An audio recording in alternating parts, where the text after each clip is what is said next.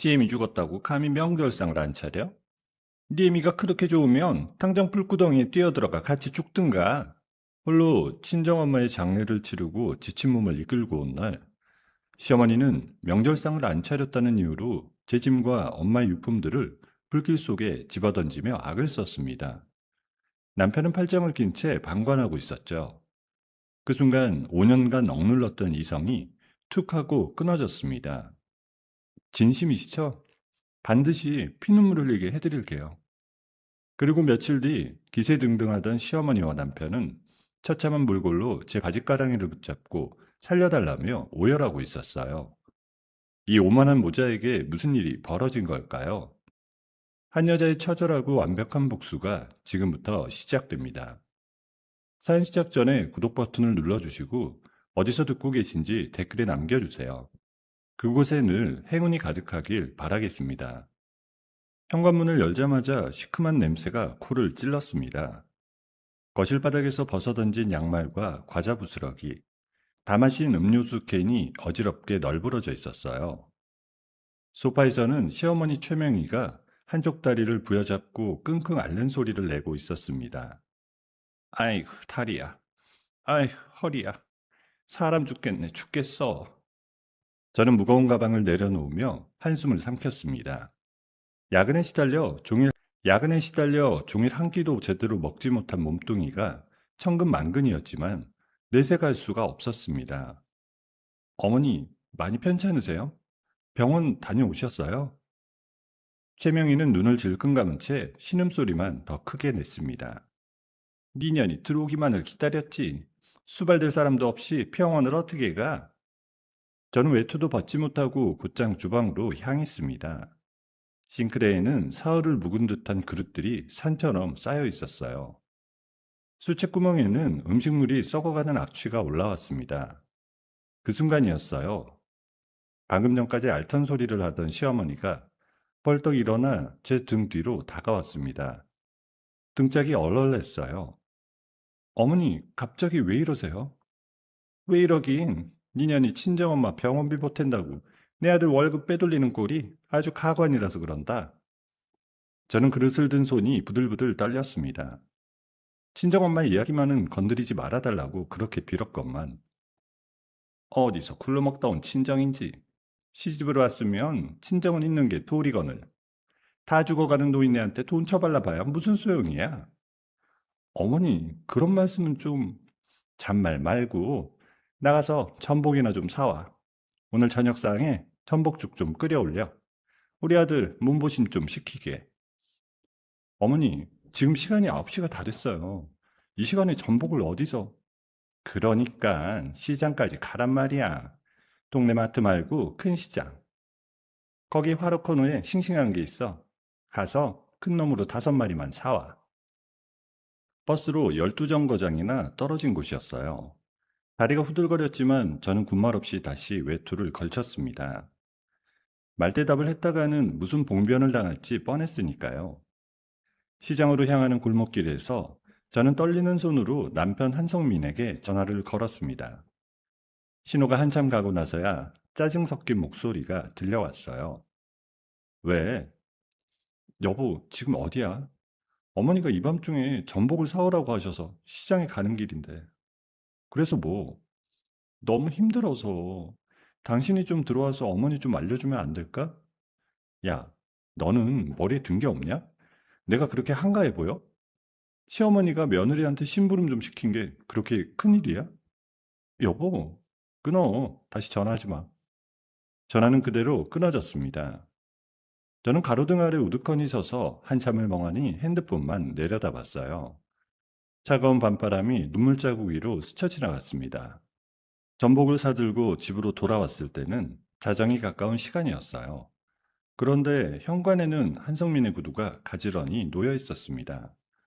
거실 문을 열자 거짓말처럼 풍경이 바뀌어 있었어요.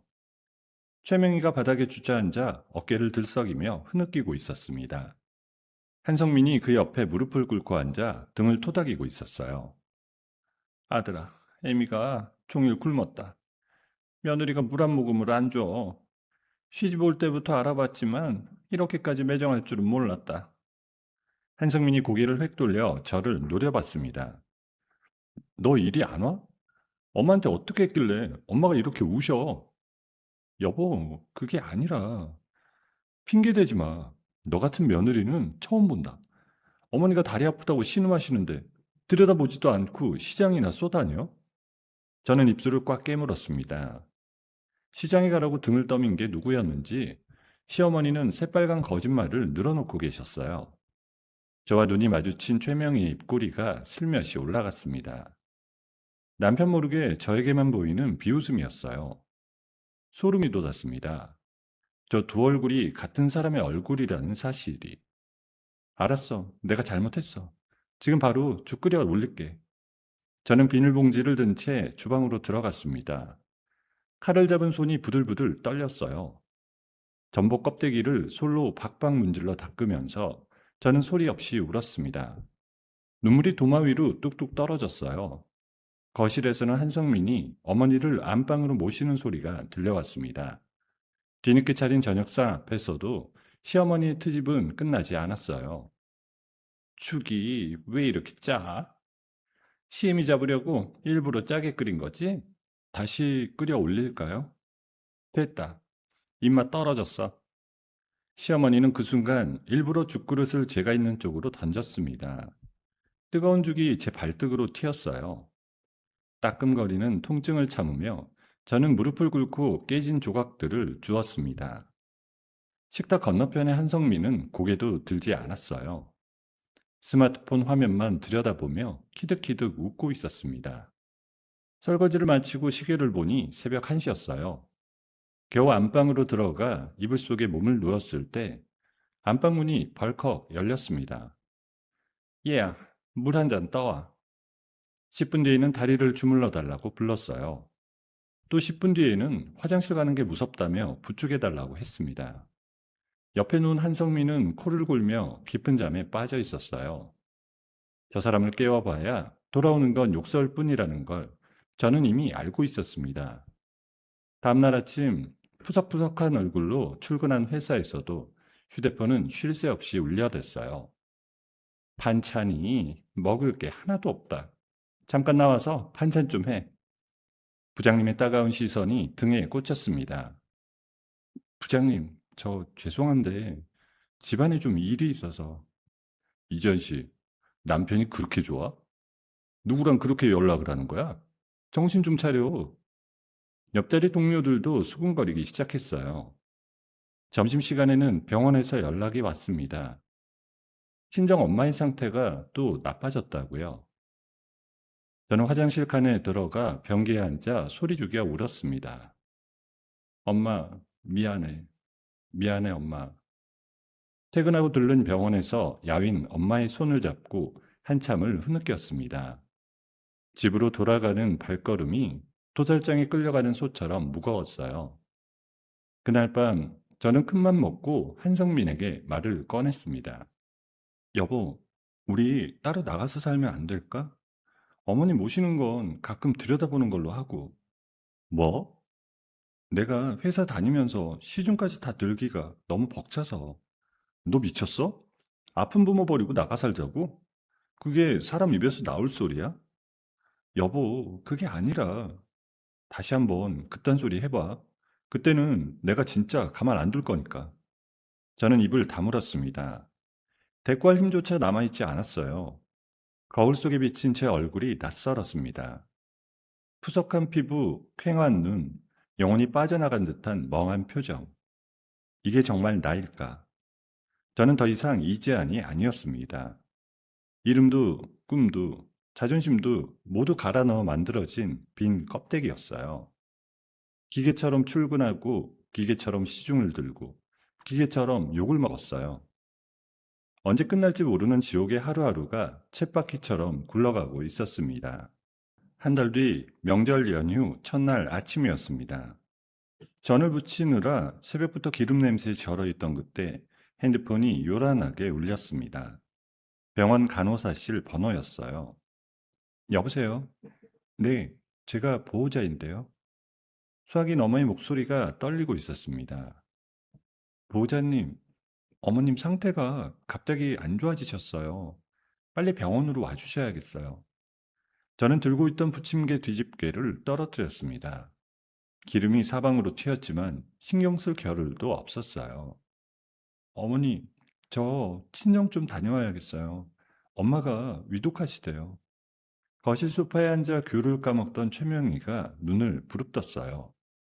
명절날 며느리가 어딜 가? 정신이 있는 거야, 없는 거야? 어머니, 한 번만 봐주세요. 우리 엄마 얼굴이라도 뵈야 해요. 안 된다고 했지? 명절에 며느리가 집을 비우면 그 집안이 망하는 거 몰라? 저는 무릎을 꿇었습니다.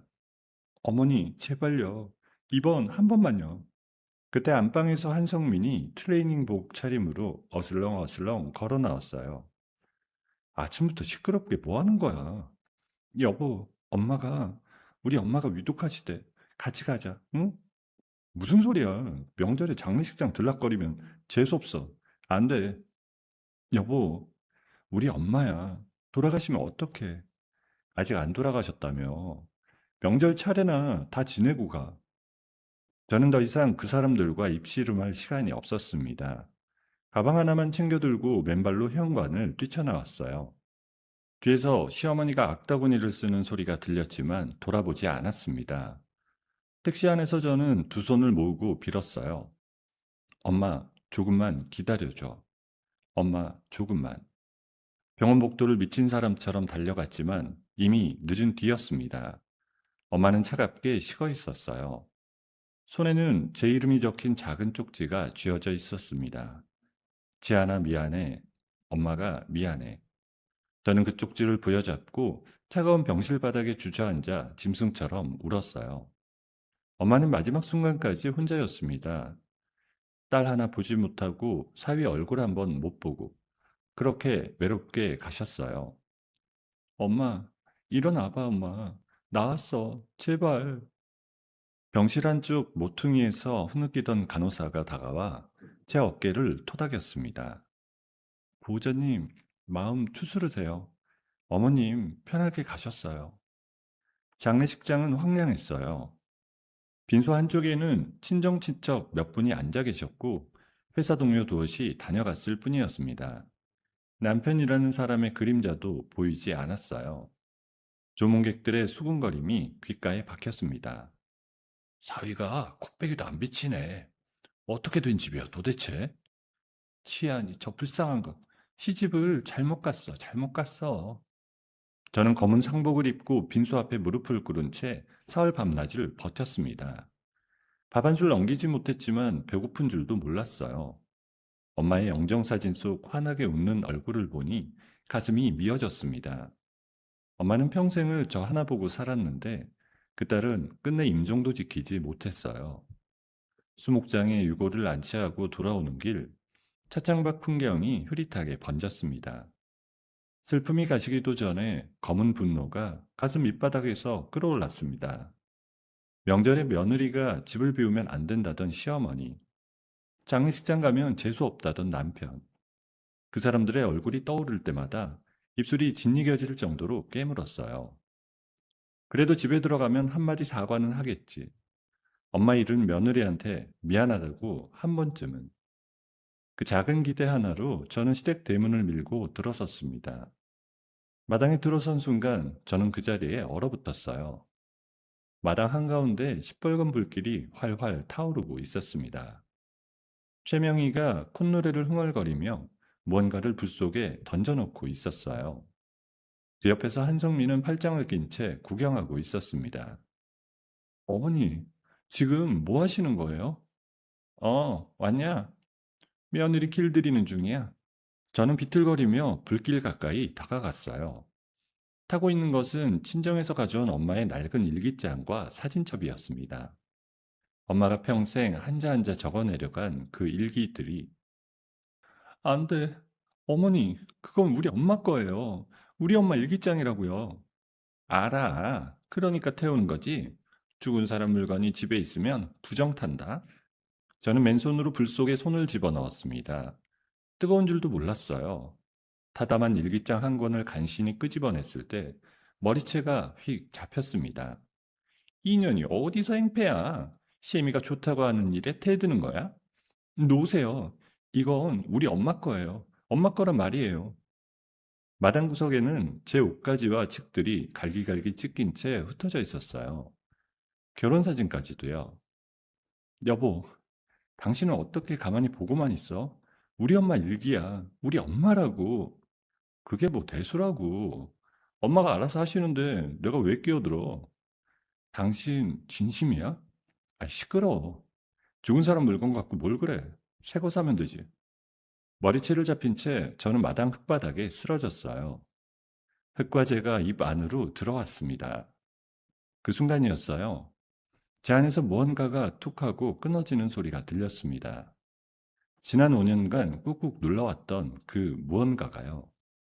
저는 천천히 몸을 일으켰어요. 머리카락은 산발이 되어 있었고 손바닥에는 화상 자국이 선명했습니다. 시어머니의 손을 거칠게 뿌리쳤어요. 그리고 한성민을 똑바로 쳐다봤습니다. 한성민. 처음으로 그 사람의 이름을 그렇게 불러봤어요. 너 뭐야? 갑자기 왜 그래? 잘 봐도 오늘 이 순간을. 어쭈, 인연이 미쳤나? 어머니, 어머니도 잘 들으세요. 저는 타다 남은 일기장을 가슴에 꼭 끌어안았습니다. 오늘 두 사람이 한 지 평생 후회하게 만들어 드릴게요. 피눈물 나게 후회하실 거예요. 뭐, 후회? 인연이 협박을 하네. 너 같은 게 뭘 어쩌겠다고? 저는 더 이상 대꾸하지 않았습니다. 대답할 가치도 없었으니까요. 마당에 흩어진 짐들 중 그나마 형체가 남은 상자 하나만을 집어 들었습니다. 엄마의 유품이 들어있던 상자였어요. 대문을 향해 걸어가는 동안 등 뒤에서 시어머니의 목소리가 들렸습니다. 야, 너 어디가? 너 다시 안 들어오면 호적에서 파버릴 줄 알아? 야, 이지연, 너 진짜 이렇게 나갈 거야?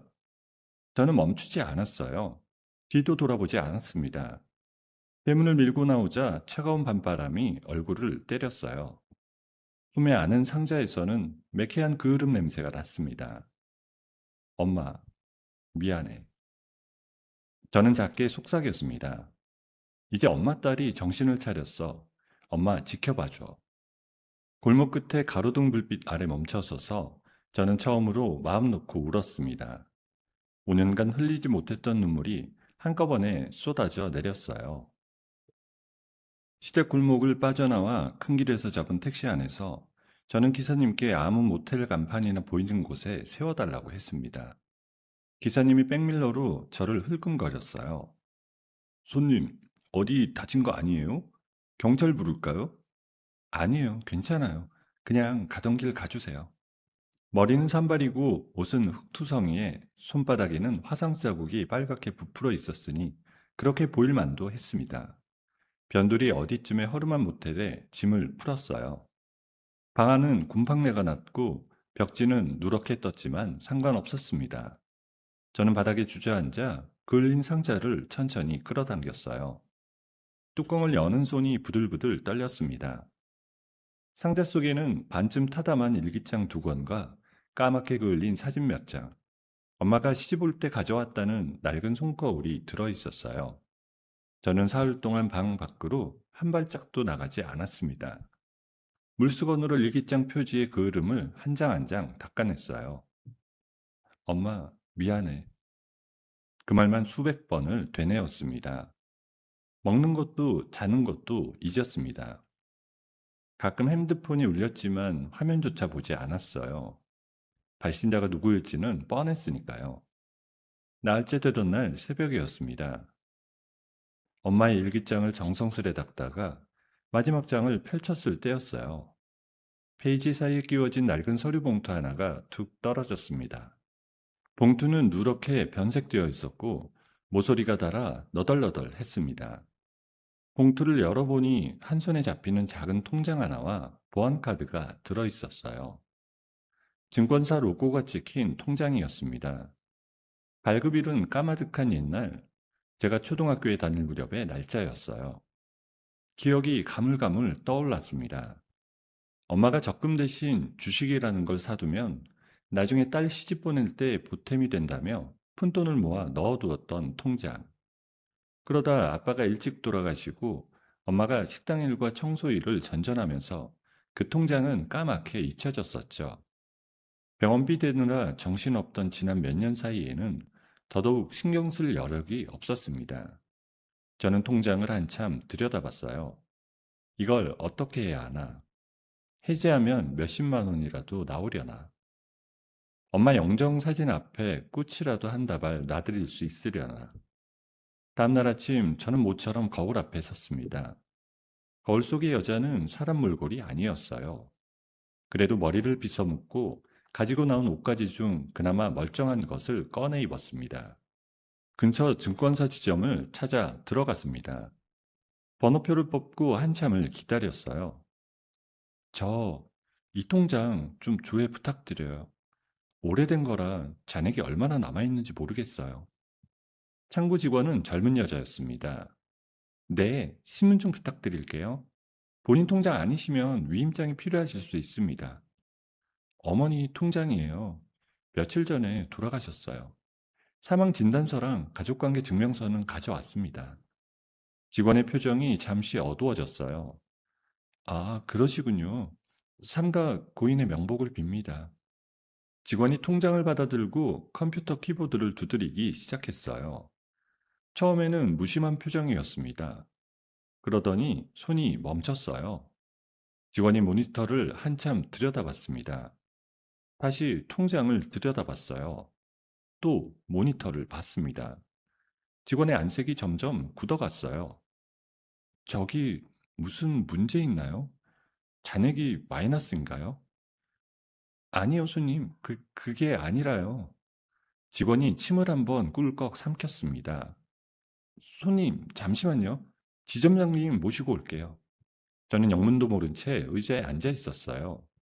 심장이 이상하게 빨리 뛰었습니다.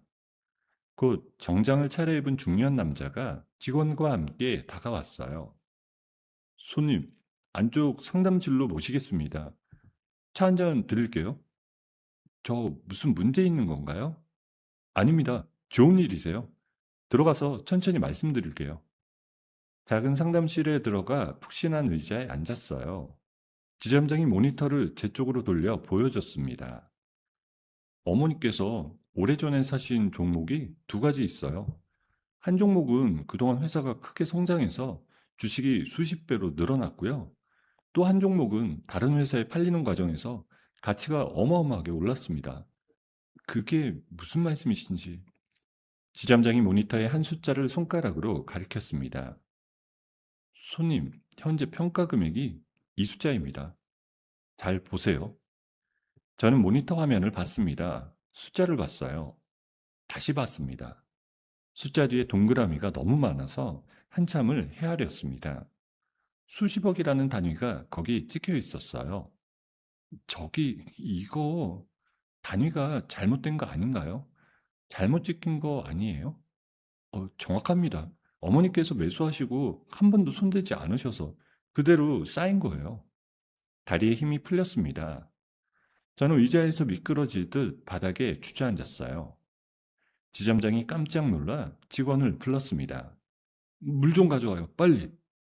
저는 두 손으로 얼굴을 감싸쥐고 어깨를 들썩였습니다. 엄마가 식당에서 그릇 닦으며 새벽에 빌딩 화장실 청소하며 한 푼 두 푼 모아 사두었던 그 종이 쪼가리들이었어요. 엄마는 그게 이렇게 큰 돈이 된 줄도 모르고 가셨습니다. 병원비가 부족해서 진통제 하나 더 못 맞고 좋은 음식 한번 못 드시고 그렇게 가셨어요. 엄마, 엄마가 나한테 남겨준 거야. 엄마가. 저는 한참을 엎드려 울었습니다. 지점장과 직원은 묵묵히 옆을 지켜주었어요. 한참 만에 정신을 차리고 종이컵에 든 물을 한 모금 마셨습니다. 죄송해요. 너무 놀라서. 천천히 하세요, 손님. 저기 부탁이 있는데요. 이 일 다른 사람한테 절대 알려주면 안 돼요. 저 지금 좀 복잡한 일이 있어서요. 물론입니다. 고객 정보는 철저하게 지켜드려요. 상속 절차 같은 거 어떻게 하면 되는지 좀 알려주세요. 그리고요, 제 명의로 빨리 옮길 수 있는 방법도요. 지점장이 차분하게 설명을 시작했어요. 법무사 선임이 필요하고 세금 문제도 따로 챙겨야 하고 큰돈이라 절차가 까다로울 거라고요. 내용이 머릿속에 잘 들어오지 않았습니다. 다만 한 가지 사실만 또렷했어요. 이 돈을 시댁 사람들이 절대로 알아서는 안 된다는 것. 상담실을 나서기 전 저는 조용히 결심했습니다. 그날 저녁 모텔방으로 돌아온 저는 곧장 회사에 사직 메일을 보냈습니다. 가족사로 더는 출근이 어렵다는 짧은 내용이었어요. 핸드폰의 유심도 새 것으로 갈았습니다. 오랫동안 시어머니에게 시달리던 그 번호를 그대로 잘라냈어요.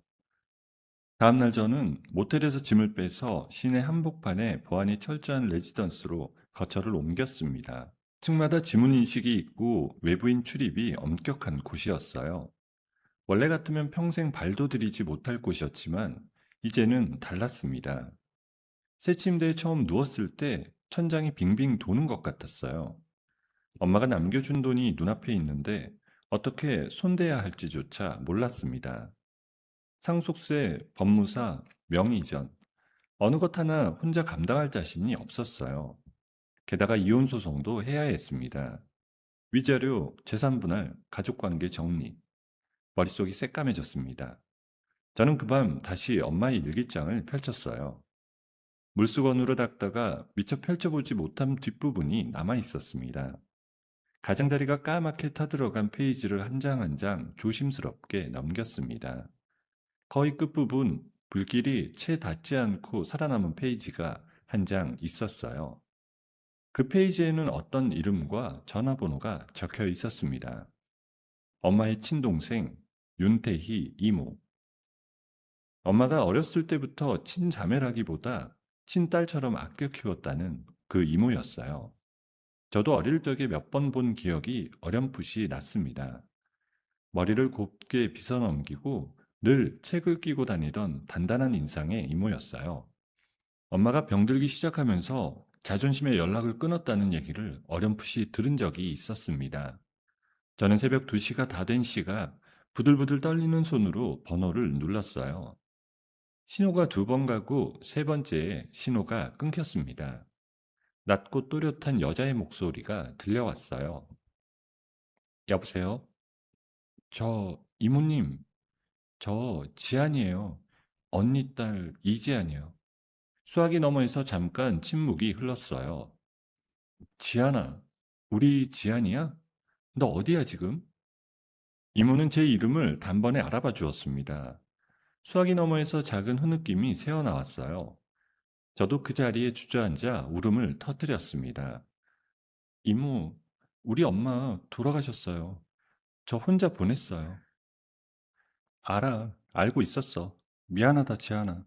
이모가 뒤늦게 알았어. 갈까 말까 망설이다가 너한테 짐만 될까 봐. 이모, 저 좀 도와주세요. 제가 지금 너무 무서워요. 지안아, 잘 들어. 어디 있는지 주소만 보내. 이모가 내일 아침에 갈게. 전화를 끊고 저는 한참을 그 자리에 앉아 있었습니다. 가슴이 따뜻해졌어요. 5년 만에 처음이었습니다. 내 편이라는 사람이 세상에 있다는 느낌이. 백인릿이 흠뻑 젖도록 울다가 어느 순간부터인가 눈물이 멈췄습니다. 엄마가 마지막까지 저를 위해 남겨둔 2가지가 있었던 거예요. 하나는 잿더미 속에서 건져낸 통장, 또 하나는 일기장 뒷장에 적힌 이모의 전화번호. 저는 그을린 상자를 머리맡에 꼭 끌어안고 눈을 감았습니다. 내일 아침이 기다려지는 건 정말 오랜만이었습니다. 다음날 아침 10시쯤 레지던스 인터폰이 울렸습니다. 화면에 비친 얼굴을 보는 순간 가슴이 뭉클했습니다. 이모, 올라오세요. 12층이에요. 문을 열고 기다리는 손이 자꾸 떨렸어요. 엘리베이터 문이 열리고 윤태희가 천천히 걸어 나왔습니다. 베이지색 정장에 단정한 단발머리, 가슴 깨이는 작은 변호사 배지가 반짝였어요. 이모는 저를 보자마자 그대로 끌어안았습니다. 우리 지안이? 이모. 저는 이모의 어깨에 얼굴을 묻고 한참을 울었습니다. 작지만 단단한 어깨였어요. 그동안 얼마나 힘들었어. 이모가 미안해. 진작 찾아왔어야 했는데. 와주신 것만으로도. 거실 소파에 마주 앉아서 저는 뜨거운 차를 한 잔 따라 내밀었어요. 이모는 차를 한 모금 마시고 저를 가만히 바라봤습니다. 지안아, 처음부터 차근차근 얘기해봐. 이모가 다 들어줄게. 저는 손을 무릎 위에 모은 채 입을 열었습니다. 5년간의 시집살이를, 시어머니의 폰과 폭행을, 남편의 외면을 한마디 한마디 토해냈습니다. 엄마가 위독하다는 연락을 받고도 발목이 잡혔던 그날 아침을, 장례식장에 코빼기도 비치지 않은 남편을, 수목장에서 돌아오던 날 마당에서 활활 타오르던 엄마의 일기장을, 머리채를 잡힌 채 흙바닥에 쓰러졌던 그 순간을, 말하는 동안 이모의 표정이 점점 굳어갔어요. 차를 든 손이 미세하게 떨리는 게 보였습니다. 그 사람들이 정말 그랬어? 우리 지안이한테? 네, 그리고요. 저는 가방에서 그 낡은 통장을 꺼냈어요. 이모 앞에 조심스럽게 내려놓았습니다. 이모, 이거 좀 봐주세요. 엄마 일기장 사이에서 나왔어요. 이모가 통장을 펼쳐보더니 눈썹이 살짝 올라갔어요. 다음 페이지에 어제 증권사에서 받은 평가 금액 종이를 슬며시 올려놓았습니다. 이모는 한참 동안 그 숫자를 들여다봤어요. 우리 언니가 우리 지안이한테 이걸 남겨놓고 갔구나. 이모, 저 어떻게 해야 할지 모르겠어요. 너무 큰 돈이라. 이모가 통장을 덮고 제 손을 두 손으로 꼭 잡았습니다. 지안아, 잘 들어. 이모가 다 알아서 할 거야. 너는 아무 걱정 마. 이모, 첫째, 이 돈 안전하게 너 혼자 명의로 옮긴다. 둘째, 시댁 사람들이 냄새도 못 맡게 한다. 셋째, 그 인간들 평생 후회하게 만든다. 이모의 말투는 차분했지만 그 안에 시퍼런 칼날이 들어있었어요. 이모, 정말 가능해요? 이모가 누군 줄 알아? 18년 차야. 이런 일에 빠삭한 사람이고. 저는 더는 참지 못하고 이모의 손등에 얼굴을 묻었습니다. 이모, 고마워요. 진짜 고마워요. 고맙긴 뭐가 고마워. 우린 핏줄인데. 그날 오후부터 이모는 곧장 움직이기 시작했어요. 까다로운 서류들이 오갔지만 전 시키는 대로 도장만 찍으면 됐습니다. 며칠 사이에 엄마가 남겨준 자산은 안전하게 제 이름으로 옮겨졌어요. 이모는 거기에 더해 작은 회사 하나를 따로 만들었습니다. 이건 이모랑 너만 아는 회사야. 네 이름으로 직접 움직이면 시댁 사람들이 금방 냄새를 맡거든. 회사 뒤에 숨기는 거야. 합법적으로. 알았어요, 이모. 이모는 종이 한 장에 큰 그림을 그려가며 차분하게 설명을 이어갔어요. 그 인간들 약점부터 알아야 해. 어디서 돈을 빌렸는지, 빚이 얼마나 있는지. 그게 우리가 쥘 첫 번째 카드야. 이모의 인맥은 정말 넓었습니다. 며칠 사이에 시댁 식구들의 자금 사정이 차곡차곡 밝혀졌어요. 자료를 받아본 이모가 놀랍다는 듯 눈썹을 치켜 올렸습니다. 지안아, 이거 봐. 네 남편 멀쩡히 월급 받는 공무원인데 빚이 어마어마해. 일반 은행 대출에 이자가 비싼데 사채까지 끌어다 썼더라. 사채까지요? 신도시에 상가 하나 분양받았는데 그게 텅 비어 있어. 임대도 안 나가고 매달 이자만 빠져나가는 깡통이야. 매달 카드값 한 장에도 벌벌 떨던 저 몰래 그 큰 돈을. 네 시어머니가 등살을 댄 거지. 동네에 빌딩 사줬다 호강시켜준다 그런 허세 부리느라. 저는 입을 다물지 못했어요. 가슴 안쪽이 시리면서도 뜨거웠습니다. 그 빚 우리가 사드리자. 네? 갚을 돈이 없어서 은행이 골치 아파하는 빚을 헐값에 사올 수 있는 길이 있어. 우리가 사드리면 빚의 주인이 우리가 되는 거지. 이자 한 푼이라도 늦으면 우리한테 손이 발휘되도록 빌어야지.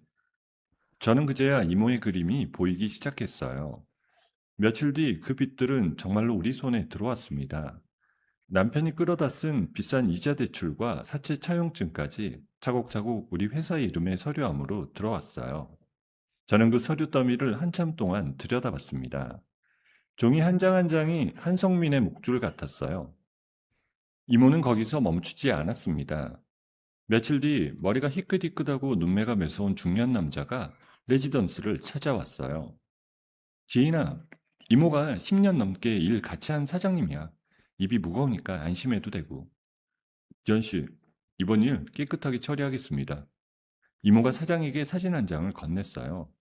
한성민의 얼굴이 찍힌 사진이었습니다. 이 사람 출퇴근 시간 만나는 사람들 자주 가는 곳까지 다 알아봐 주세요.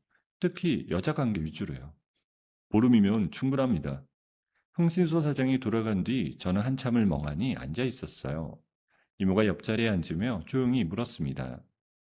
지안아, 마음 괜찮아? 이상해요, 이모. 무섭지가 않아요. 오히려 시원해요. 그게 정상이야. 너는 그동안 너무 많이 참았어. 저는 문득 한 가지를 떠올렸어요. 이모, 한 가지가 더 있어요. 시댁 거실에요. 거실이? 결혼 초에 시어머니가 자꾸 제 물건이 없어진다며 도둑 소리를 하셔서 제가 직접 카메라를 달아놨었어요. 핸드폰으로 보는 그런 거요. 시어머니는 비밀번호도 모르시고요. 이모의 눈빛이 반짝 빛났습니다. 재하나, 그거 지금 한번 켜봐. 저는 핸드폰을 꺼내 앱을 열었어요. 오랫동안 들어가지 않은 앱이라 비밀번호를 2번 틀렸습니다. 세 번째 화면이 열렸을 때 시댁 거실 풍경이 그대로 떴습니다. 낯익은 소파, 낯익은 텔레비전, 낯익은 그릇장. 저는 침을 꿀꺽 삼켰습니다. 지아나, 이건 진짜 큰 카드다. 켜놔도 될까요? 켜놔. 지금 이 순간부터 매일 녹화돼서 우리한테 자료가 쌓일 거야. 그날 저녁 화면 속 시댁 거실에 시어머니가 들어왔어요. 전화기를 들고 누군가와 통화하는 모습이 그대로 잡혔습니다. 우리 며느리가 글쎄 친정엄마 죽고 정신이 나갔는지 보따리 하나 들고 야반도주를 했다니까. 그게 다 돈을 훔쳐서 그런 거지. 사기꾼이야, 사기꾼. 화면을 보던 제 손이 부들부들 떨렸습니다. 내가 뭘 훔쳤다고. 이모가 옆에 와서 슬며시 손을 잡아주었습니다. 흔들리지 마. 저 입에서 나오는 한마디가 다 우리한테 칼날이야. 저는 깊게 숨을 들이마셨어요. 엄마, 잘 봐줘. 엄마 딸, 이제 안 울어. 일주일이 지나고 흥신소 사장에게서 두툼한 봉투가 도착했습니다. 이모와 저는 식탁에 마주 앉아 봉투를 열었어요. 사진 수십 장이 우르르 쏟아졌습니다. 호텔 입구로 들어서는 한성민의 모습, 옆에 매달린 젊은 여자, 명품 가방을 사주는 백화점 사진, 차 안에서 입을 맞추는 사진까지. 회식 핑계대고 야근 핑계대고 이 짓을 하고 다닌 거네요. 1년이 넘었어. 거의 살림 차린 수준이야. 저는 사진 한 장을 손가락으로 꾹 눌렀어요. 이름이 유세라래. 백화점 매장에서 일하다가 작년부터 만났다네. 명품 좋아하고 돈 좋아하는 게 매서운 여자야. 시어머니가 좋아하실 며느리감이네요. 그러게 말이다. 이모가 자리에서 일어나 작은 와인 한 병을 들고 왔어요. 잔에 와인을 따라 한 잔은 저에게 건네주었습니다. 자, 한 잔 하자. 이모, 저 술 잘 못해요. 한 모금만 해. 오늘은 의식이야. 저는 잔을 들고 이모와 마주 봤어요. 이모의 눈빛은 어느 때보다 단단했습니다. 채권 있고, 외도 증거 있고, 영상 자료 있고, 우리 손에 칼이 세 자루다. 시작할까요, 이모? 시작하자, 우리 지안이. 잔이 부딪히며 작은 소리가 났습니다. 저는 와인을 한 모금 머금었어요. 쌉쌀한 맛이 입안에 천천히 번졌습니다. 5년 동안 가슴에 쌓였던 모래알 같은 시간들이 그 한 모금에 녹아내리는 기분이었어요. 저는 거실의 큰 창문 너머 도시의 불빛을 가만히 내려다봤습니다.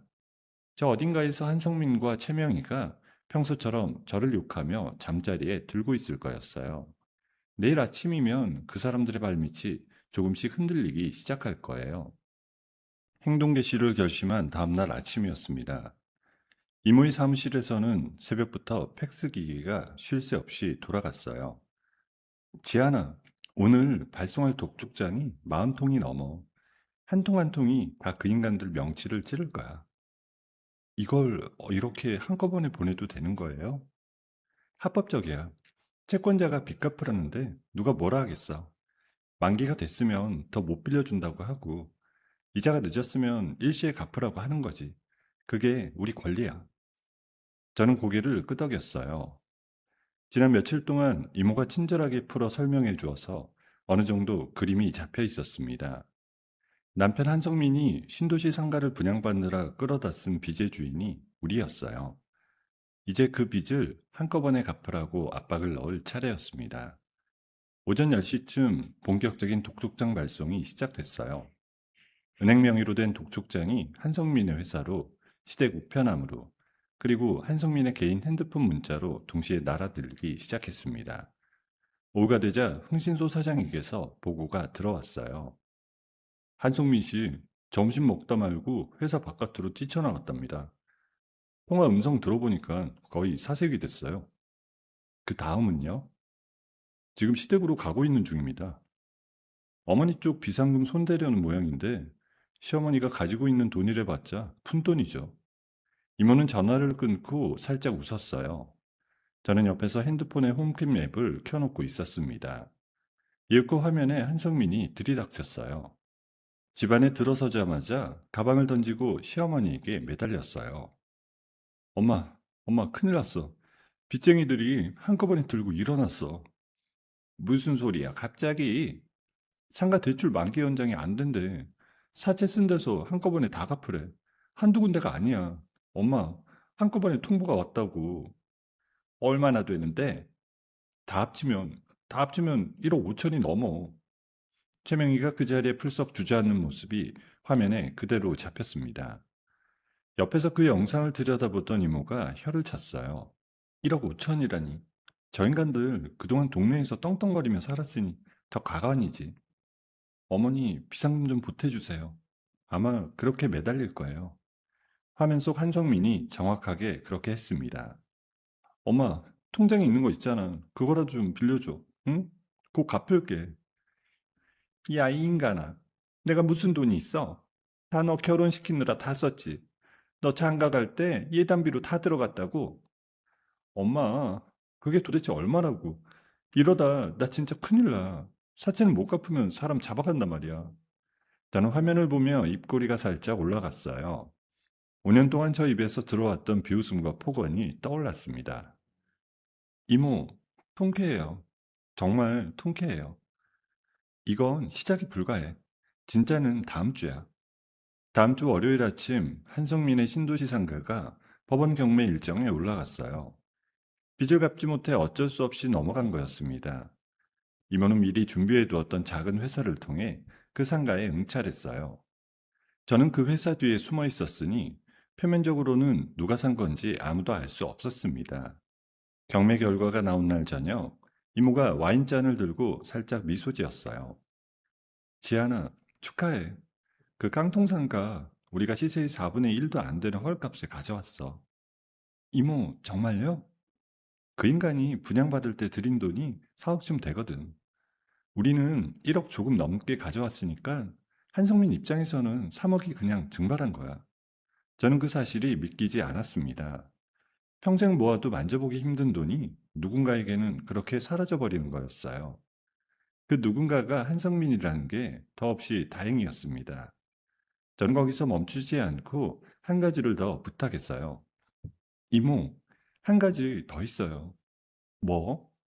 시어머니가 동네에서 우리 아들 빌딩 사줬다, 우리 아들 부자다 하면서 허세를 어마어마하게 부리고 다니셨어요. 그 입을 좀 막고 싶어요. 어떻게 막으면 좋을까? 시어머니 단골 미용실, 노인정, 갯돈 모임, 거기에 진실이 좀 들어가면 어떨까요? 이모는 의미심장하게 웃었어요. 우리 지안이 머리가 잘 돌아가네. 이튿날부터 시어머니 동네에는 묘한 소문이 돌기 시작했습니다.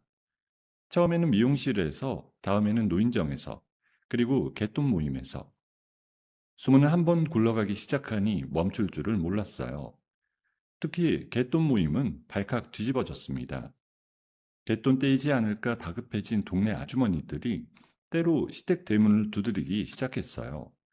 저는 또 핸드폰 화면을 들여다봤습니다. 마침 시어머니 집 거실에 사람들이 가득 들어차 있었어요. 명희 언니, 갯돈 어떻게 할 거야? 우리 돈 어떻게 할 거냐고. 동네에 자랑할 때는 언제고. 이게 대체 뭐야? 아니, 그게 아니라. 그게 무슨 소리야. 우리 아들이 무슨 빚을 졌다고? 신도시 상가가 경매로 넘어갔다는데 그게 거짓말이야? 최명희가 그 자리에서 굳어버렸어요. 대답할 말을 찾지 못한 모양이었습니다. 그동안 아들 자랑, 빌딩 자랑은 입에 침이 마르도록 하더니 우리한테 전부 사기친 거야? 아니, 그건 일시적인 사정이라. 일시적은 무슨? 갯돈 당장 빼주든가 아니면 어디서 돈을 빌려서라도 메우든가 알아서 해. 화면을 보던 이모가 입꼬리를 올렸어요. 그 다음 단계로 가자. 다음 단계요? 그 사채업자들 있잖아. 그 사람들이 한성민 회사로 찾아갈 때가 됐거든. 다음날 흥신소에서 보고가 들어왔어요. 한성민 씨, 회사 로비에 험상궂은 사람들이 들이닥쳤다고 합니다. 직장 상사도 보는 앞에서 면박을 당했어요. 지금 비상구 계단에 숨어서 떨고 있다네요. 이모가 그 소식을 듣고 저에게 차키를 건넸어요. 지안아, 오늘 한번 가볼래? 어디를요? 시댁골목, 멀찍이서, 차 안에서. 나한테 5년 묵은 채증을 풀 자격이 있어. 저는 잠시 망설였지만 결국 고개를 끄덕였어요. 이모와 함께 검은색 세단을 타고 시댁 골목 어귀로 향했습니다. 차창에는 짙은 썬팅이 되어 있어 바깥에서는 안이 보이지 않았습니다. 골목 입구에 차를 세우고 시동을 끈 채 한참을 기다렸어요. 저녁 7시쯤이었습니다. 골목 안쪽에서 시끄러운 소리가 들리기 시작했어요. 안성미 씨, 어디 갔어? 빨리 안 나와? 노모 모시고 사는 거 다 알아. 뒤로 빠지지 말고 나와서 얘기해. 저와 이모는 차 안에서 그 광경을 지켜봤어요. 시어머니가 슬리퍼 차림으로 골목으로 뛰쳐나오는 모습이 보였습니다. 평소 그렇게 도도하던 사람의 형색이 말이 아니었어요. 머리는 흐트러졌고 옷매무새도 엉망이었습니다. 아저씨들, 우리 집 아니에요. 우리 아들 그런 사람 아니에요.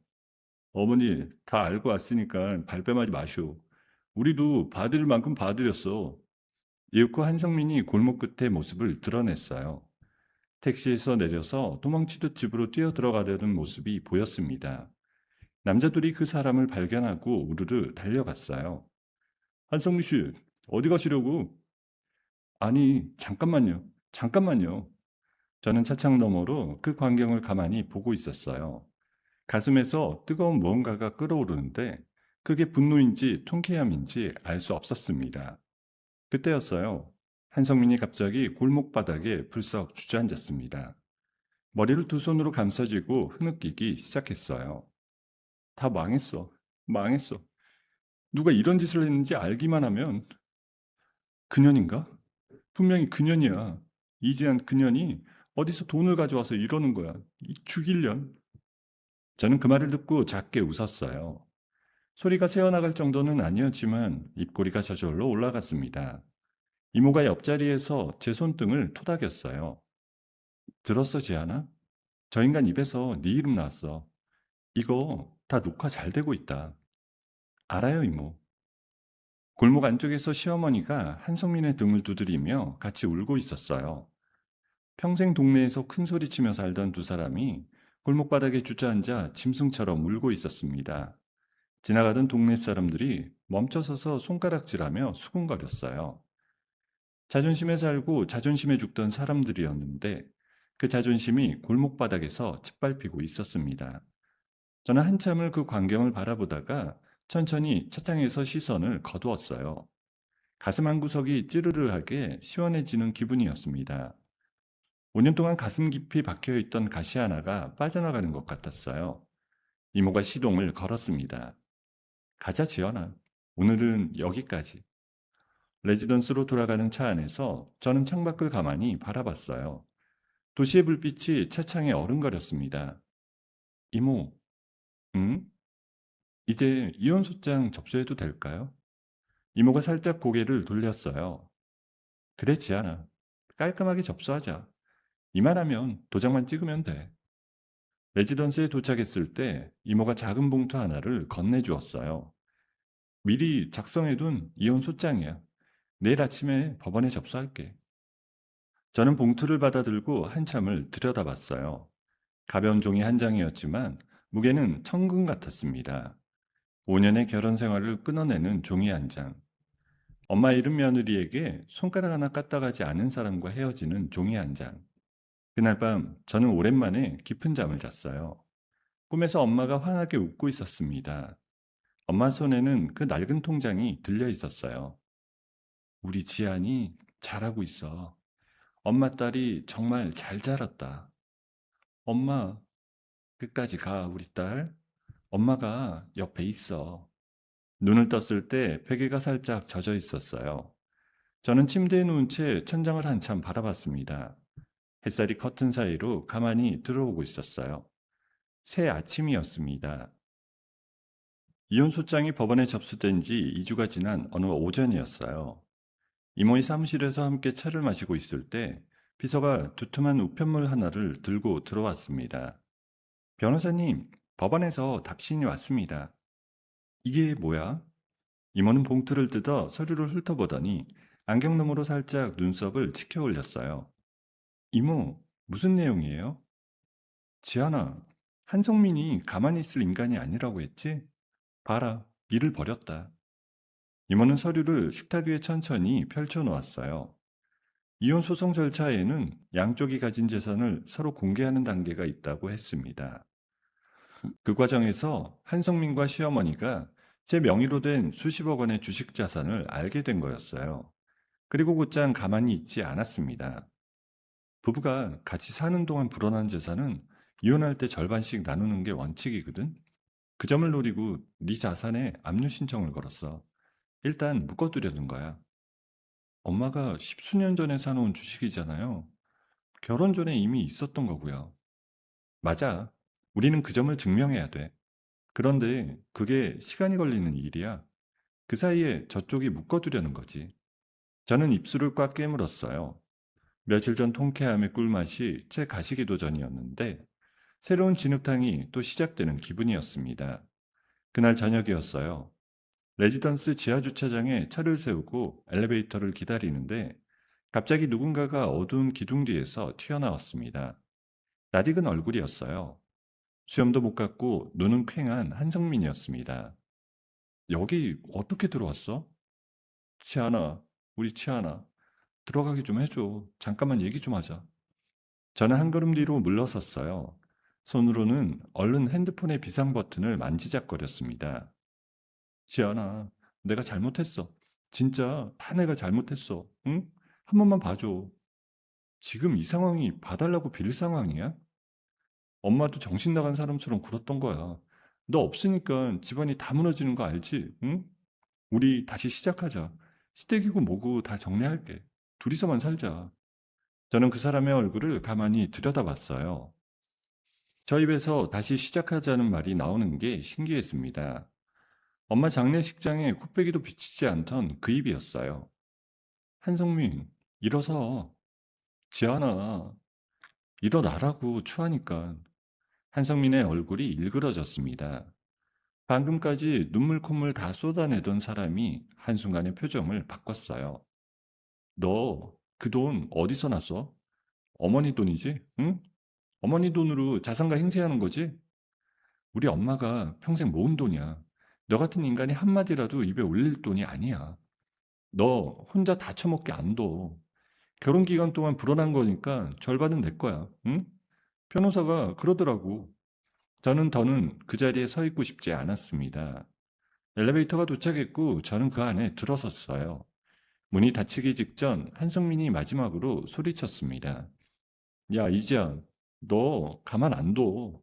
내 변호사가 너한테 전쟁 선포할 거야. 엘리베이터 문이 닫혔어요. 올라가는 동안 가슴이 두근거렸지만 두려움 때문은 아니었습니다. 분노였어요.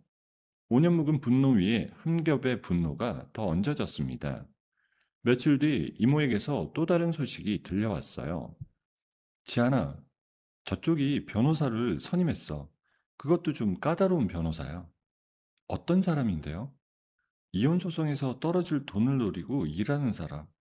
이기면 그 떡고물의 큰 부분을 가져가는 식으로 계약을 한 모양이야. 그러니까 저 사람한테는 이 소송이 자기 밥줄이지. 어떻게든 이기려고 발악할 사람이라는 거네요. 그래, 빈털터리인 한성민이 어떻게 이런 변호사를 샀는지 답이 나오지. 그 변호사는 곧장 일을 시작했어요. 며칠 사이에 제 명의로 된 계좌 몇 군데가 묶였습니다. 당장 큰 돈이 필요하지는 않았지만 발이 묶이는 기분이었어요. 설상가상으로 이튿날 새벽 시어머니가 모르는 번호로 문자 폭탄을 보내오기 시작했습니다. 문자는 보지 않으려고 해도 알림이 끊임없이 울려댔어요. 이년아, 우리 아들 죽이려고 작정했어. 합의해. 합의 안 하면 너 같은 년 사회에 매장시킨다. 네 친정엄마 묘비에 똥칠을 하든 뭘 하든 가만 안 둘 거야. 저는 핸드폰을 꺼버리고 자리에 한참 앉아 있었어요. 엄마 묘 얘기까지 나오자 손이 부들부들 떨렸습니다. 이모가 그 문자를 들여다보더니 길게 한숨을 내쉬었어요. 이게 다 증거야. 협박죄 성립이지. 차곡차곡 모아두자. 며칠 후 더 큰 일이 터졌습니다. 레지던스 거실에 앉아 노트북으로 회사 일을 들여다보던 이모가 갑자기 인상을 찌푸렸어요. 지안아, 이리 와봐. 이거 좀 봐. 저는 다가가 화면을 들여다봤습니다. 큰 인터넷 카페의 게시글이었어요. 제목은 시어머니 전 재산 빼돌리고 도망간 며느리 이야기. 본문에는 그럴듯한 사연이 길게 적혀 있었습니다. 가난한 집에서 시집와 시어머니 돈을 야금야금 빼돌리다가 결국 통장째 들고 야반도주한 며느리 이야기였습니다. 물론 주인공은 저였어요. 이름만 살짝 가렸을 뿐 누가 봐도 저를 가리키는 글이었습니다. 누가 이런 글을 올려요? 이건 진짜 말도 안 되는 거짓말이잖아요. 작성자 추적 들어가야겠다. 한성민 본인은 아닐 거고. 분명히 사주받은 누군가야. 며칠 만에 흥신소에서 답이 들어왔습니다. 작성자 윤세라가 맞습니다. 카페 가입 정보랑 접속 기록 다 확보했어요. 한성민이랑 통화 녹음도 일부 잡혔는데 승소하면 위자료 떨어지는 거 노리고 글 올린 것 같아요. 한성민 내연녀가 직접 손을 댔어요. 그 인간 떨어지는 떡고물에 군침을 흘리는 거지. 자기 노후를 거기다 걸었어. 문제는 그 글이 인터넷에 빠르게 퍼졌다는 거였어요. 대형 맘카페와 직장인 익명 게시판을 타고 며칠 사이에 댓글이 수천 개씩 달렸습니다. 대부분 글의 진위를 따지지 않고 저를 욕하는 글들이었어요. 저는 노트북 화면을 닫아버렸어요. 손이 떨려서 잘 닫히지도 않았습니다. 가만히 앉아있던 이모가 제 손을 잡았어요. 지안아, 흔들리면 안 돼. 저 사람들이 노리는 게 그거야. 네가 흔들리고 네가 무너지는 거. 알아요, 이모. 저는 깊게 숨을 내쉬었습니다.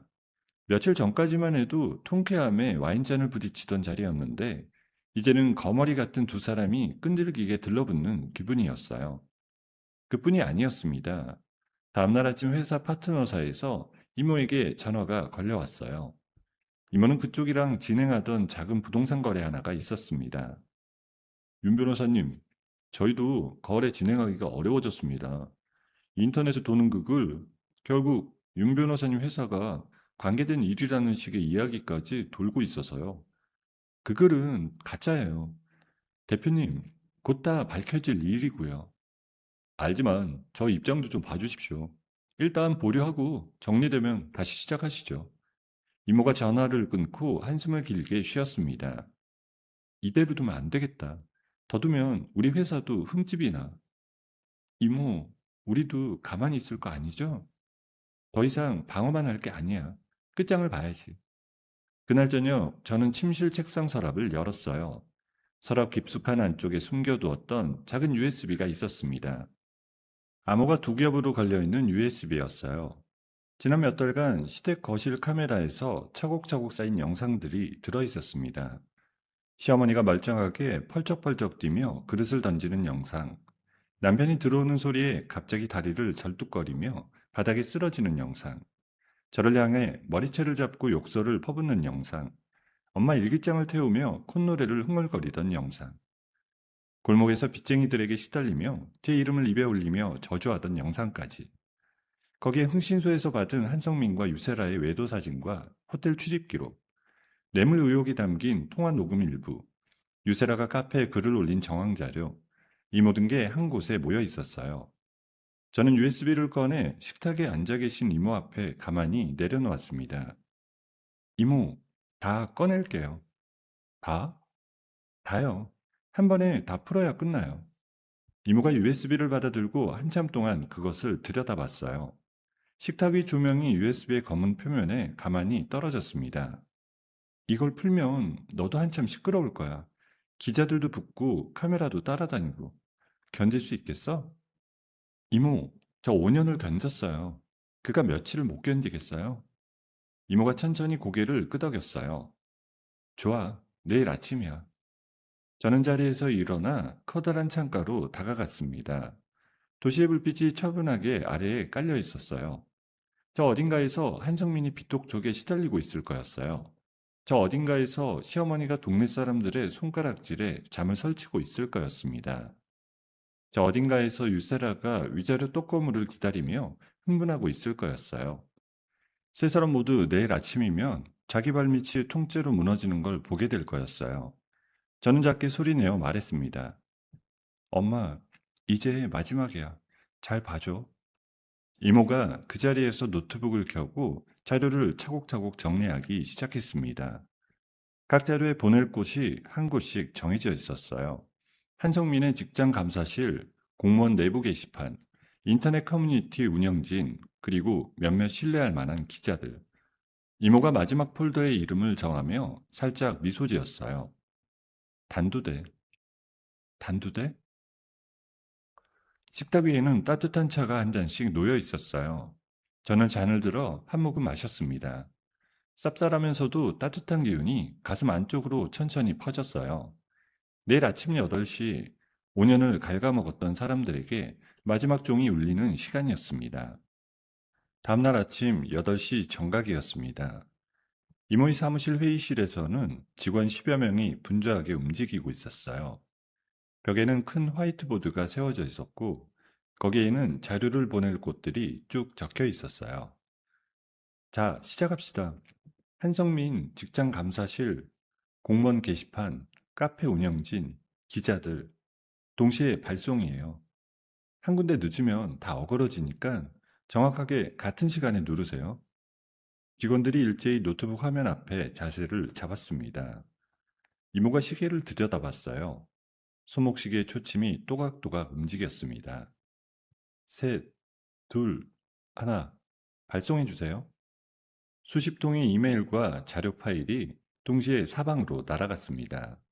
저는 사무실 한쪽 의자에 앉아 그 광경을 가만히 보고 있었어요. 심장이 빠르게 뛰었지만 손은 떨리지 않았습니다.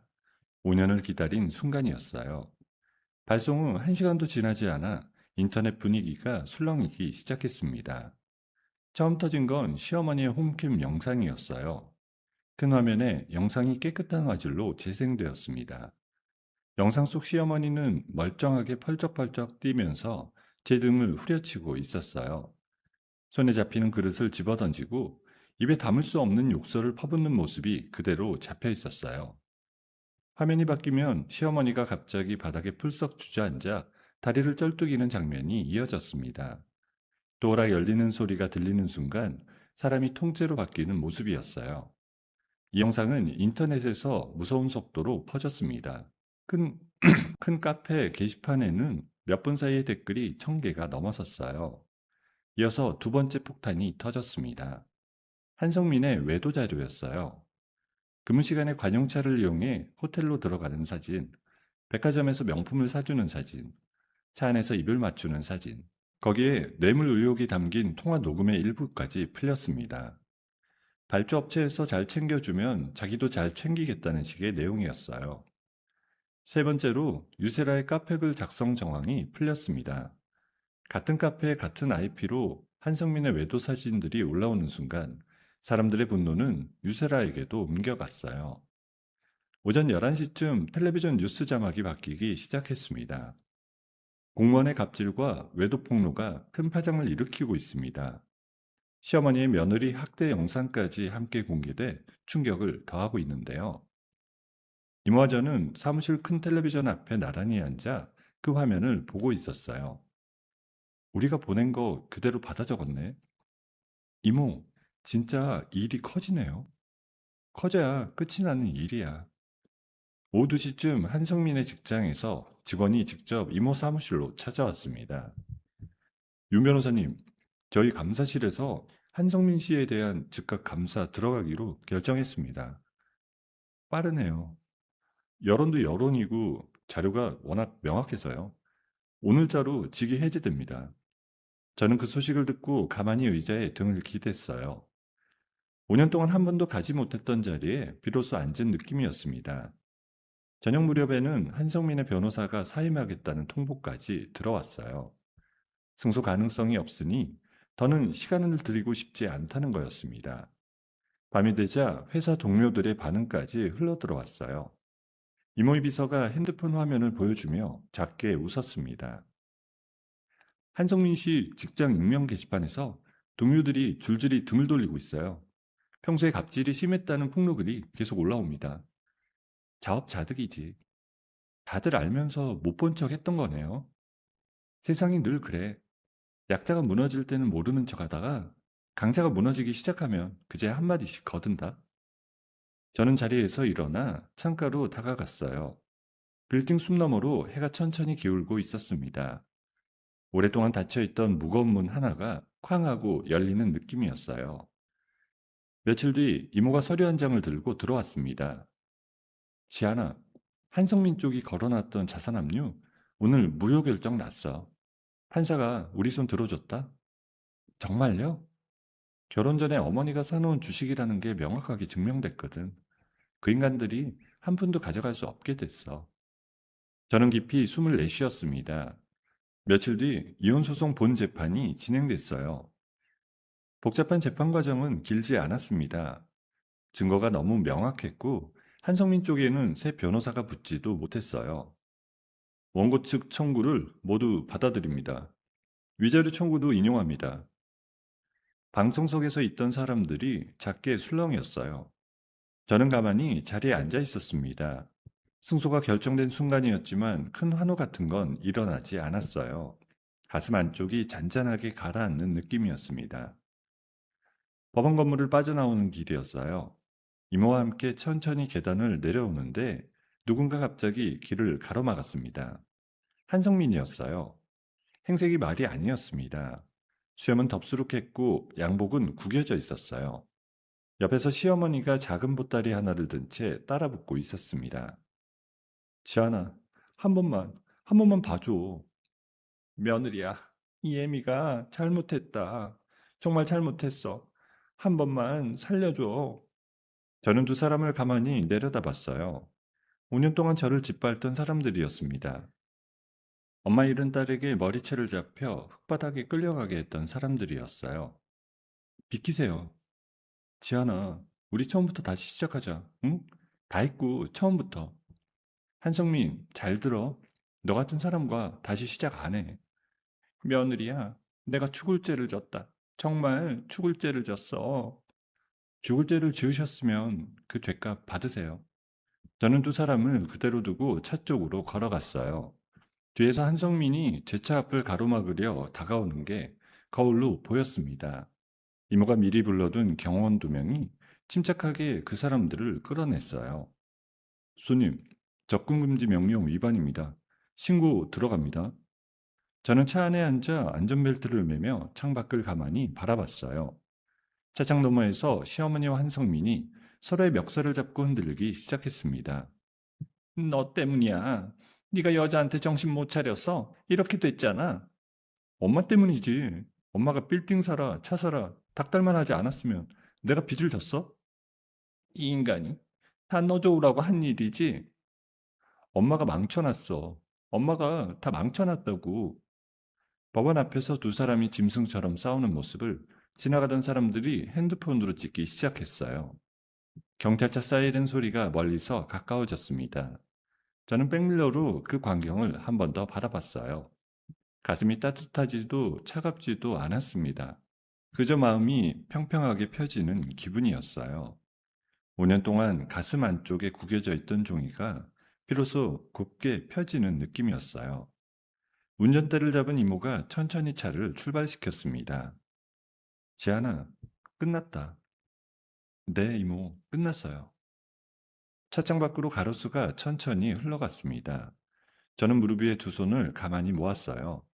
손이 떨리지 않았습니다. 손바닥에는 한때 흉하게 부풀어 있던 화산 자국이 옅어진 채 남아 있었어요. 엄마 일기장을 불 속에서 꺼내며 생긴 흉터였습니다. 엄마, 다 끝났어. 엄마 딸이 다 마무리했어. 이모가 옆자리에서 작게 미소 지었어요. 지안아, 네 이모. 이제 진짜 네 인생 살자. 그래야죠, 이모. 저는 도시의 큰 길로 천천히 빠져나갔어요. 차장 너머로 햇살이 비스듬하게 들어왔습니다. 햇살은 따뜻했어요. 지난 5년 동안 한 번도 제대로 느껴본 적 없는 햇살이었습니다. 저녁이 되어 레지던스로 돌아온 저는 거실 창문을 활짝 열었어요. 오랫동안 닫아두었던 창문이었습니다. 봄바람이 거실 안으로 천천히 들어왔어요. 엄마의 그을린 유품 상자는 거실 한쪽 장식장 위에 곱게 올려져 있었습니다. 엄마의 환하게 웃는 사진이 상자 위에 작은 액자로 세워져 있었어요. 저는 그 사진 앞에 가만히 섰습니다. 엄마, 이제 우리 진짜 잘 살자. 사진 속 엄마가 환하게 웃고 있었어요. 저도 처음으로 어색하지 않게 마음 깊은 곳에서 웃어봤습니다.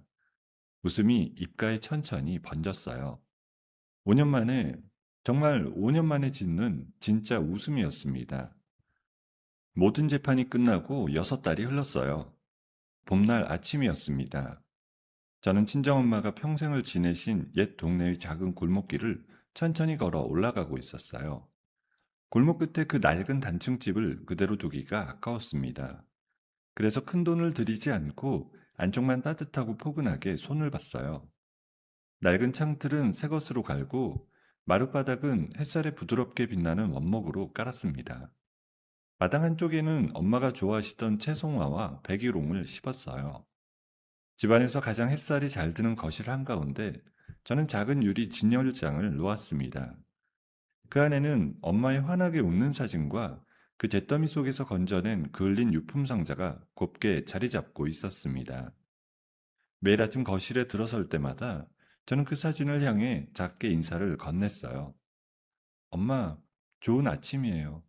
오늘도 잘 다녀올게요. 봄볕이 거실 마룻바닥 위로 길게 들어왔습니다. 엄마는 늘 그렇게 환하게 웃어주었어요. 엄마가 남겨준 자산의 이자만으로도 평생 두 사람이 풍족하게 살 수 있을 정도였습니다. 그래서 저는 그 돈을 저 혼자 쥐고 있는 게 부끄러웠습니다. 이모와 의논해서 작은 재단 하나를 조용히 만들었습니다. 세상에 알려지기를 바라지 않았기에 이름 없는 후원자라는 이름표만 달았어요. 그 재단은 갈 곳 없는 미혼모와 시댁이나 남편의 손에서 도망쳐 나온 여성들을 돕는 일을 했습니다. 거처를 마련해주고 변호사를 붙여주고 다시 일어설 때까지 기댈 어깨가 되어주는 곳이었어요. 토요일 아침이었습니다. 저는 청바지에 흰 운동화를 신고 머리는 단정하게 하나로 묶었어요. 화려한 옷도 굽 높은 구두도 더 이상 필요하지 않았습니다. 이모가 차키를 흔들며 마당으로 들어섰어요. 우리 지안이 오늘 또 봉사 가는 날이지? 네, 이모. 가요. 오늘은 무슨 메뉴래? 김치찌개랑 계란말이래요. 인기 메뉴예요. 쉼터에 도착하니 아이들 몇이 마당에서 공놀이를 하고 있었어요. 저를 보자마자 작은 아이들이 우르르 달려와 다리에 매달렸습니다. 이모, 오늘 김치찌개 끓여줘? 오늘은 더 많이 만들어줄게. 주방에서 앞치마를 두르고 있는데 한 젊은 여자가 머뭇거리며 다가왔습니다. 며칠 전 이곳에 들어온 새 입소자였어요. 얼굴에는 푸르스름한 멍이 옅게 남아 있었습니다. 저 도와드릴 일 있을까요? 양파 좀 같이 까주실래요? 천천히 하셔도 돼요. 네. 여자가 옆자리에 앉아 양파를 까기 시작했어요. 손이 가늘게 떨리고 있었습니다. 저는 그 손을 가만히 보다가 조용히 입을 열었어요. 처음에는 저도 그랬어요. 손이 자꾸 떨려서 양파 한 개를 1시간 동안 만지기도 했어요. 이모님도요? 저도 한참 힘들었거든요. 시간이 약이라는 말, 처음에는 거짓말 같았는데, 지나고 보니까 진짜 그래요. 저는 다시 사람답게 살 수 있을까요? 살 수 있어요. 천천히 한 발씩. 여자가 양팔을 든 채 한참을 울었어요. 저는 어깨를 가만히 토닥여 주었습니다. 손바닥에 옅은 화상 자국이 그대로 보였어요. 엄마의 일기장을 꺼내며 생긴 그 흉터였습니다. 이제는 부끄럽지 않았어요. 오히려 자랑스러웠습니다. 오후에는 아이들과 마당에서 흑장난을 했어요. 흙이 옷에 잔뜩 묻었지만 신경 쓰지 않았습니다. 이모가 마루에 앉아 그 모습을 바라보며 작게 웃고 있었어요. 우리 지안이 진짜 많이 변했다. 어떻게 변했는데요? 그 옛날 처음 우리 집 왔던 날 기억나? 손가락 하나도 떨려서 못 펴던 우리 지안이가 오늘 보니까 등이 펴졌네. 이모 덕분이에요. 아니야, 네 힘이야. 네 힘으로 일어선 거야. 집으로 돌아가는 차 안에서 라디오 뉴스가 흘러나왔습니다. 평소 같으면 흘려들었을 짧은 소식 한 토막이었어요. 한때 화제가 됐던 갑질 외도 사건의 당사자가 새벽에 만취 상태로 길거리에서 행패를 부리다 다시 입건되었다는 소식입니다. 이모, 들었어요? 그래. 라디오는 그 짧은 소식 뒤에 다른 뉴스로 넘어갔습니다. 전 남편 한성민에 대한 소식은 가끔씩 그렇게 멀리서 들려왔어요. 공무원 자리에서 완전히 파면당하고 위자료와 빚독촉에 시달리며 막노동판을 전전한다는 소문이었습니다. 매일 새벽 술에 취해 길바닥에서 누군가에게 시비를 건다는 이야기도 들렸어요. 시어머니 최명희도 동네에서 더는 살 수 없게 된 모양이었습니다. 함께 모은 갯돈을 떼인 사람들이 매일같이 찾아왔고 결국 짐보따리를 싸들고 어딘가로 떠났다고 했어요. 전 남편과 함께 산 동네 끝에 허름한 단칸방으로 들어갔다는 소문이 마지막이었습니다. 매일 밤 둘이 서로의 얼굴에 물건을 던지며 저주한다는 이야기까지 들렸어요. 내연녀였던 유세라는 한승민이 빈털터리가 되자마자 손을 털고 도망갔습니다. 신상이 인터넷에 다 풀려서 어디 가서 새 출발도 쉽지 않다는 이야기가 들려왔지만 저는 더 이상 그 사람들 소식에 귀를 기울이지 않았어요. 며칠 뒤 비가 부슬부슬 내리던 어느 날이었어요.